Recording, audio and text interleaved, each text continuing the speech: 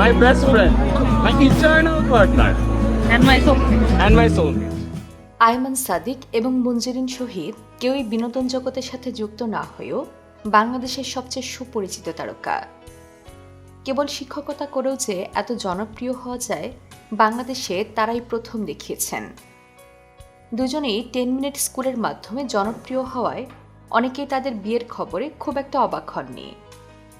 মজার ব্যাপার হলো তারা বিয়ে করবেন শুনে অবাক হননি তাদের স্বজনরাও। কিভাবে আয়মান সাদিক এবং মঞ্জুরিন শহীদের বিয়ে হলো, আজকে আমরা সে মজার গল্পই শুনব।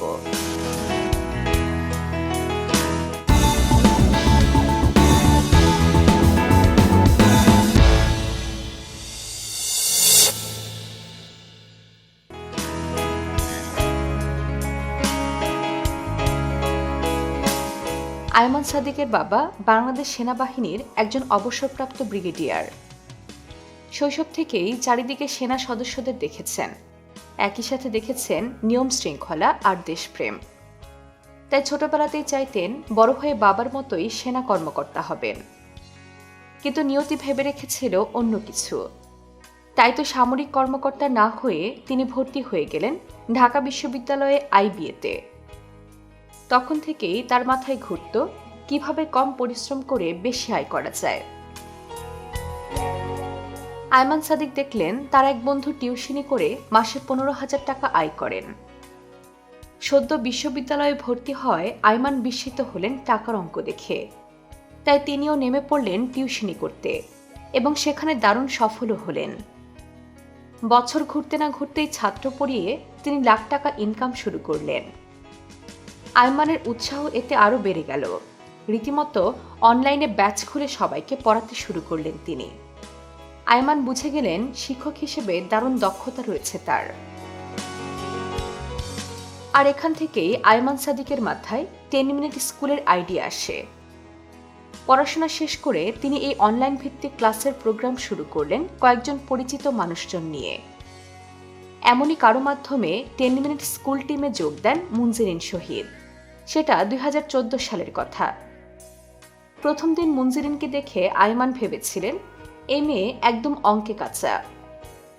আর মঞ্জুরিনের মনে হয়েছিল ছেলেটা অনেক মেধাবী আর পরিশ্রমী। সেই থেকে শুরু, দুজনে মিলে 10 মিনিট স্কুলকে এক নতুন পথের দিশা দিতে শুরু করলেন। মঞ্জুরিন শহীদ নিলেন ইংরেজি পড়ানোর দায়িত্ব।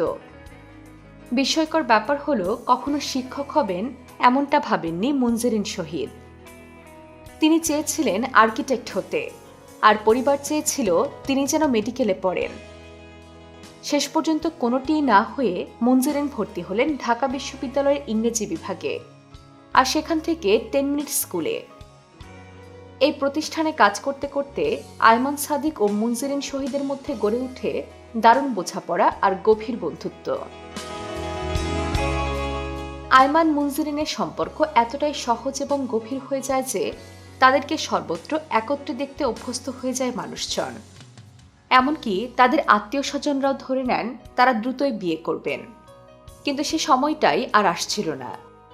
তাই একদিন আয়মানের চাচাই কথাটা তুলেন তার বাবার কানে। বাবা শুনে তার মাকে জিজ্ঞেস করেন, মঞ্জুরিনের সাথে কি আয়মানের কিছু আছে? ওকে জিজ্ঞেস করো তো।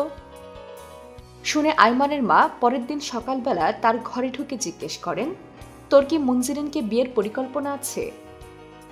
শুনে আয়মান বলেন, বন্ধ বলনি, একেবারে খারাপ হয় না। এরপরে ঘটনাটা প্রায় ভুলেই গিয়েছিলেন আয়মান সাদিক।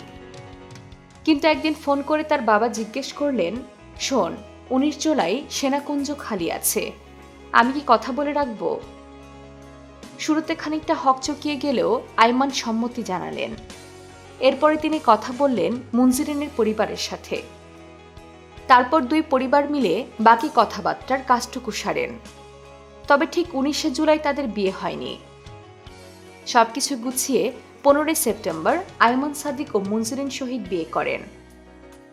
আর 23 সেপ্টেম্বর সেনাকুঞ্জে বিবাহোত্তর সংবর্ধনা অনুষ্ঠিত হয়।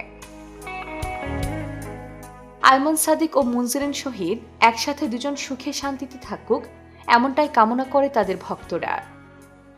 বিনোদন জগতের তারকাদের এমন প্রেম ও বিয়ের গল্প জানতে সাবস্ক্রাইব করুন বাংলা ডায়েরি।